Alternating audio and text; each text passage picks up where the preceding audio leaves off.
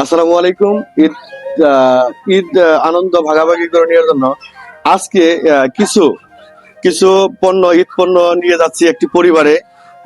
ঈদ আনন্দ ভাগাভাগি করার জন্য একটি অসহায় পরিবারে আজকে দেওয়ার জন্য চেষ্টা করবো। দেখেন, এখানে একটা কাপড় আছে, 3 কেজি আলু আছে, 1 কেজি চিনি আছে, 2 কেজি পেঁয়াজ আছে।